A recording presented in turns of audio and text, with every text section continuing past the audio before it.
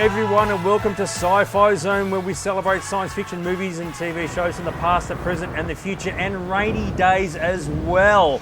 If you keep watching this show, you'll probably keep realising it's constantly raining. We must be on Camino or maybe Los Angeles from Blade Runner. It's just raining, raining, raining. So if that's the noise you're hearing, that's what it is. We're coming to you from the wonderful store of alternate worlds. Today with me, I've got Claire, and he's back doing his best Jar Jar Binks impersonation. Misa back, gives him Misa back. Mr. Back and Mr. Gungan. As we said in one of our previous episodes, whenever he does a funny voice, you've got to take a swig, so take a swig. Very good. Oh. Except for Mr. Mr. not a drink of this and stuff. Yeah, well, there you go. Exactly. God, I love that. We've got a new look. We've got new shirts. We've got a new dude who's back. It must be a new phase. And speaking of phases, how cool is this? I'm going to pass over to MPS, who's all in the phase zone.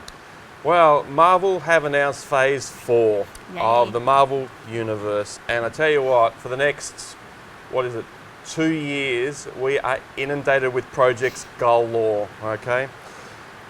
In no particular order, I'm going to run through them very quickly. We have the Black Widow movie. Yay!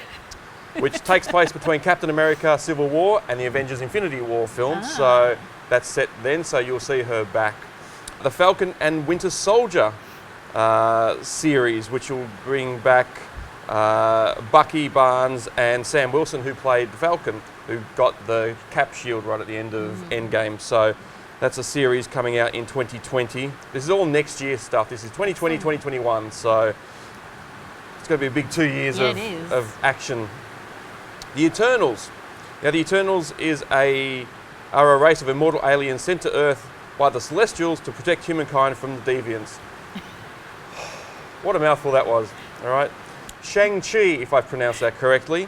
The Legend of the Ten Rings, which is a 2021 project. The first Asian-led superhero movie. It's action, action, action all the way here. The Loki TV series, Loki, which is Thor's brother or half-brother, there's a TV series based on him, starting basically from when Loki escapes from the space station in Avengers Endgame. And you'll know what happens with Loki straight after that. WandaVision for spring 2021. So Wanda, Scarlet Witch, and Vision, they're back together. Is Wanda a fish, by the way? Because there used to be a fish called Wanda. Let's move on, shall we? There's so many non-sci-fi references I can throw in. I know, but it was just a moment. I had to go for it. All right. So they'll be reprising the roles of Scarlet Witch and Vision. Doctor Strange in the Multiverse of Madness. So multiverse was mentioned in Endgame. Yep. And we're going to see what happens from that. So anything really could happen. It's basically going to be a horror film. Oh. A twist of horror that will really have people gripped. And they're going to try and destroy Doctor Strange a little bit, says our friend Benedict. So that's going to be very interesting. Scarlet Witch will also be in the multi-universe. That will tie directly into the Wanda and Vision series. How many pages is this? Let's find out. What If? Now, What If is an animated anthology series dedicated to exploring different versions of the iconic MCU scenes and moments. So, in terms of comic books and stuff like that, it's very similar to the DC Elseworlds titles. We're going to just throw these characters in different scenarios, see what happens, and go from there. But being animated is going to be very interesting because I think this is the first animated series that they're doing for the MCU. Thor: Love and Thunder. So November 6, 2021. When I heard that name, Love and Thunder, I just cringed a bit. What? Well, here's the big shock. If you haven't already heard, Jane Foster is coming back. So Natalie Portman, and she's going to be the new Thor. So, because in the comic books there was a female Thor. I'm not up on that mythology exactly, but she's coming back to be the female Thor. Right. So, and she'll be called officially Mighty Thor. And finally, for the end of Phase 4 at this stage, is Hawkeye, the series. Yay! Oh, that's awesome. So, Hawkeye will be back. Who's going to be teaching a new hero, and it will explore the time of Hawkeye as Ronin in between Infinity War and Endgame. So that time period between whatever the period is in those films, they're going to show what he's done in that time. So Jeremy Renner's back as Hawkeye. Oh yes, I was going to ask if it was going to be him. Yeah, no, it has I'm to be him. Very happy with that. So that's phase 4. Now beyond that, very quickly, there's Black Panther 2, Guardians of the Galaxy 3, Yes. Captain Marvel 2, Blade, and a new Avengers film. Wow. So it's going to be full on for the next 2 to 3 years. So the question you're going to ask yourself is, does it rain in any of those movies? Because hopefully you can still hear us, because it is raining like cats and other things outside at the moment. So Mass hysteria. indeed, cats and nerds. What can I say? There you go. Anyway, while you ponder MPS's run through of the whole Phase 4 Marvel universe, and are just completely salivating with anticipation. Oh my God! We'll be back right after these messages. Don't go away. Alternate Worlds has been specialising in comics and collectibles for over 40 years, with a back issue collection of over 500,000 comics covering the golden age right through to latest releases, including signed and slabbed gems. They also have an enormous graphic novel collection, one of the largest ranges of manga in the country, as well as toys, statues and pops, and new items are arriving every Wednesday. Each month, Alternate Worlds hosts its own premium comic day, where all the rare treasures are put on display for inspection and purchase. The store also runs regular tournaments and competitions for both comic and gaming fans. And for local and interstate and international buyers, the Alternate Worlds website features their complete range of products, so whether you come in online or in store, visit them soon. Welcome back to the show. The rain is still coming down, as you can probably hear. One place where it doesn't rain much at all is Mars. Everybody loves Mars, not just the chocolate bar, but the planet. And we're here to talk about Mars. Claire, what have you got to talk about regarding Mars? Well, I want to talk about a series called Mars, and it's really interesting because it's half fiction and half documentary. They've done it as a story about the first colonisation of Mars, so the first landing on Mars. But it also talks to scientists and people from NASA and those sorts of people about what's going on in the real world, and how what they're talking about in the real world is then sort of demonstrated how that might play out on Mars in the fiction part of the story. So it's a bit of both. You get a bit of the real world stuff, a bit of what's going on now and what technology we have and where we're going with it in real life, and then an idea of how that might look when the time comes. So it's really interesting sort of mix. And they also do sort of a mockumentary part of it as well, where they interview the astronauts who are going to Mars before they go. So you've kind of got 3 different time zones. You've got 2016 now, just before they're leaving, the interviews, they've been selected, they know they're going, and they're talking about what they think it's going to be like. And then the story of what actually happens when they get there, how they manage it, all the problems they have, and of course there are definitely problems. Yep. But I like that they do that because it's going to happen. Stuff like that, stuff Yep. is going to happen when we go to Mars. There's no way it's all going to be, easy, and we're just going to land there and it'll all be fine. So it's quite interesting. So did they get to ask the question, who's going to be the first person to start the reactor? If you know your Total Recall, you know what we're talking about. Sorry. Yeah, okay, no. Like somebody called Quaid. I think they're just going to be going, get ready to drink, guys. Get your ass to Mars. Time for another drink. Very good. Good stuff. Love it. Very good. So it's quite fascinating, the problems that they come across, the little things that go wrong that cause big problems, and we're talking about mechanical issues and things that can go wrong because they don't realise how they're going to be affected and that sort of stuff. Because of course this is the first time people have spent time on Mars, but it also takes into account the human factor.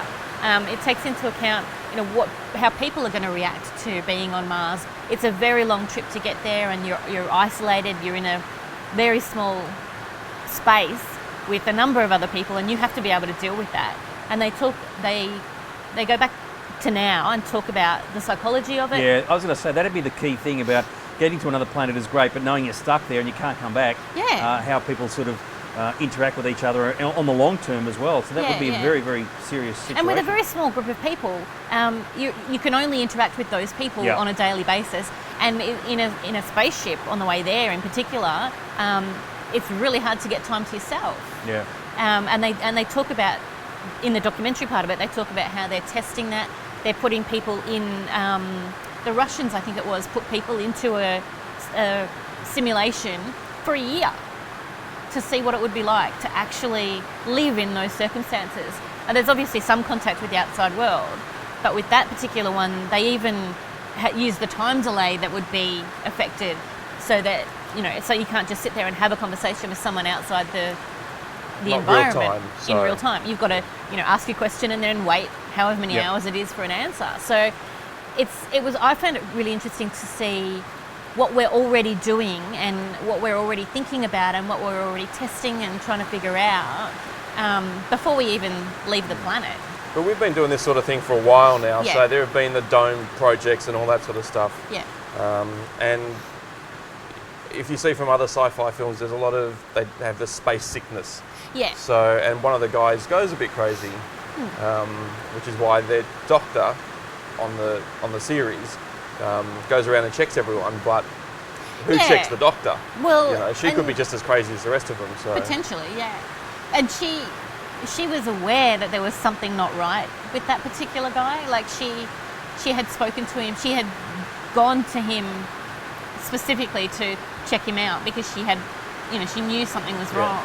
Well, he was showing signs of not quite being right compared to everyone else. Not So dealing with it as well as everyone else, And it was interesting because it was kind of foreshadowed. I mean, we knew as soon as we met him, we knew that he wasn't a typical astronaut. He wasn't someone who was chosen because of that. He was a scientist, botanist, and obsessed about his work and you know, knew how important plants were going to be, for example.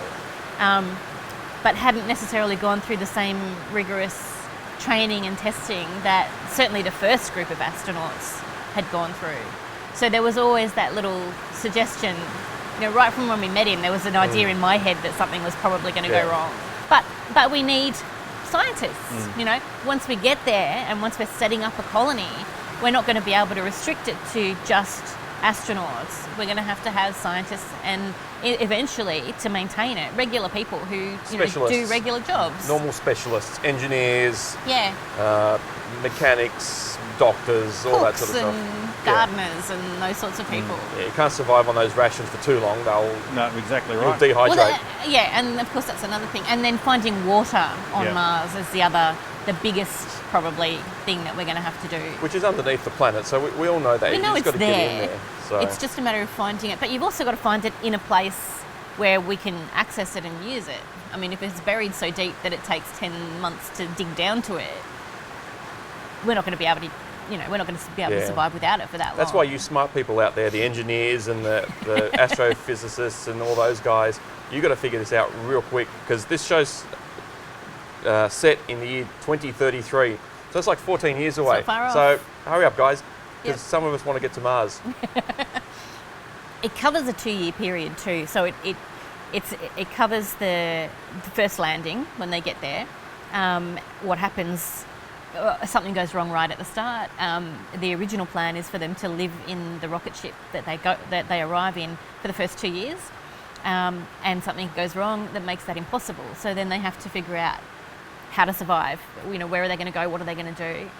So they get that, but it's a very small group. They have to figure out. They have to find water so they can work out where they can set up, you know, a place to live. And they thought they were going to have 2 years to find water, but they've only got a couple of months. Wow. So there's that. I mean, there's the drama of it, but this is the kind of thing that could happen quite easily. And they've got to be prepared to deal with that. And they're very aware right from the start that there's every chance that one or more of them is going to die either on the way or when they get there. The cool thing is, if you're one of the first ones to get there, you'll have statues erected for you in hospitals and schools and, you know, plaques and all this sort This of is thing. where so-and-so died, this is where so-and-so died. So thousands of years from now, they'll always look back upon you. So no matter how tough it is, at least your name will be there somewhere. They might even name it like a street or a suburb. Once a whole civilization sort of moves in. Dead astronaut lane.